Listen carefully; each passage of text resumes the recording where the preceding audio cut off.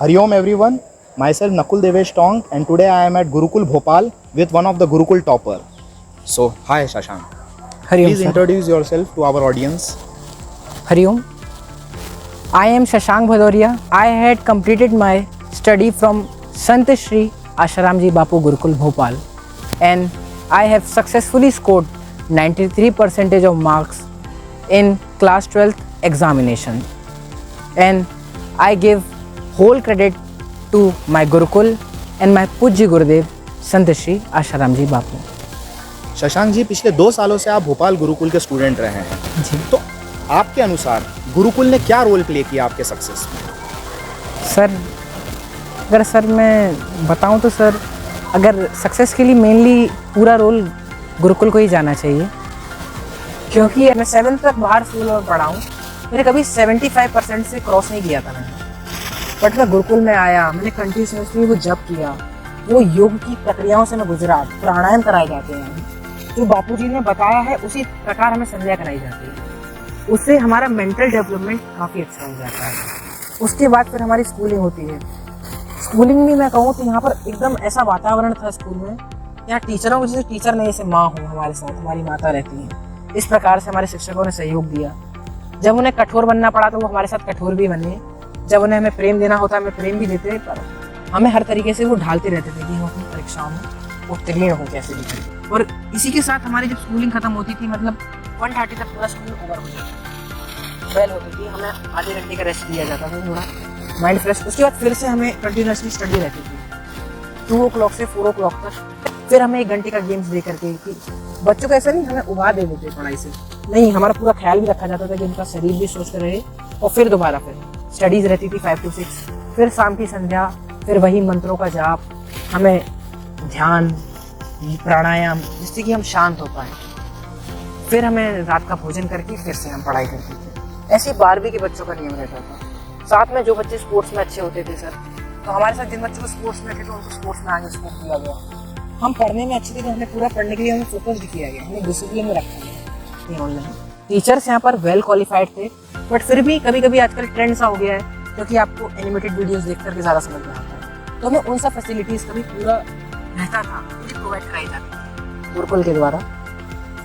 और ऐसा नहीं कि गुरुकुल में कुछ अलग हो गया, नहीं, यहाँ का वातावरण ही ऐसा है, यहाँ हमें वो मंत्र कराए जाते हैं। यहाँ जो हमारे ऋषिकुल की पद्धति थी ना, जो गुरुकुलों की पद्धति थी, जब भारत में 95% का एजुकेशन रेट रहा करता था, यहाँ वो पद्धति वापस लाने का गुरुजी का उद्देश्य है। भारत जिस स्वर्णिम स्थिति में था, जिस भारत को सोने की चिड़िया कहा जाता था, वैसा गुरुकुल के बच्चों को बनाने का गुरुदेव का उद्देश्य रहा है। बापूजी कभी भी नहीं चाहते कि हमें यहाँ पर कभी शिक्षा नहीं दी गई कि आप नौकर बनिए, आप छोटी छोटी नौकरियों के लिए आप भागिए। यहाँ कहा जाता है कि आप नौकरी के लिए क्यों मांगे, आप सुदृढ़ बने, हम खुद बिजनेस कर पाए, हम खुद बड़े बड़े पदों पर लाया जाए।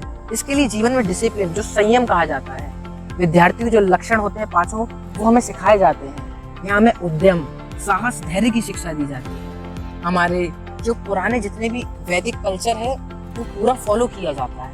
और वैदिक कल्चर नहीं, वैदिक कल्चर तो खैर सबके लिए है, वो हमें सिखाया जाता है परस्पर भावयंतु की भावनाओं के साथ, वसुदेव कुटुंबकम की भावनाओं के साथ हमें यहाँ पर बिल्कुल ढाला जाता है। कभी मैंने किसी स्कूल में नहीं देखा कि आपको कभी फैक्ट्री में ले जाया जाए। एनईपी लागू हुई है, बाकी सब स्कूलों ने सिर्फ उसको दिखाया, शो किया कि हम एनईपी के साथ पढ़ा रहे हैं, यहाँ वो फॉलो होती है। हमें फैक्ट्री टूर कराए जाते हैं, कैसे मैन्युफैक्चरिंग चल रही है, कहाँ से शुरुआत हो रही है। एआई, आजकल आर्टिफिशियल इंटेलिजेंस का इतना दौर सा चल रहा है, यहाँ बच्चों को खुद ही सिखाया जाता है, अलग ही लेवल पर डेवलप होता है। हमारे जो सीनियर्स हैं, उन्होंने कईयों ने IAS निकाला है, नीट JEE तो निकाला ही है, और साथ ही वो वेल डेवलप्ड बिजनेसमैन भी बन चुके हैं। और बिजनेसमैन बनना बड़ी बात नहीं है, वो आदर्श भारत के आदर्श नागरिक बन चुके हैं। ऐसा बनने का हमें गुरुकुल में शिक्षा दी गई, और इसका श्रेय हमारे पूज्य गुरुदेव को जाता है, जिन्होंने ऐसे गुरुकुलों की नींव रखी। भारत में ऐसे 40 गुरुकुलों को गुरुदेव के द्वारा संचालित किया जा रहा है। इन गुरुकुलों का उद्देश्य केवल यही है कि भारत विश्व गुरु बन पाए, कि भारत के पास ऐसे होनहार, भारत के पास ऐसे योग्य बच्चे हो पाए जो फिर से अशोक सम्राट बन पाए, भारत के पास फिर से महाराणा प्रताप हो पाए, चंद्रगुप्त मौर्य हो पाए, अर्जुन हो पाए, कर्ण हो पाए। हमें यहाँ पर प्रतिज्ञा दिलाई जाती है कि मैं ऋषि मुनियों की संतान हूँ, भीष्म जैसे तरह प्रतिज्ञ महापुरुषों की परंपरा में मेरा जन्म हुआ है। After scoring 93% and being one of the topper of Bhopal, what's your future target? Sir, if I will talk about my future targets.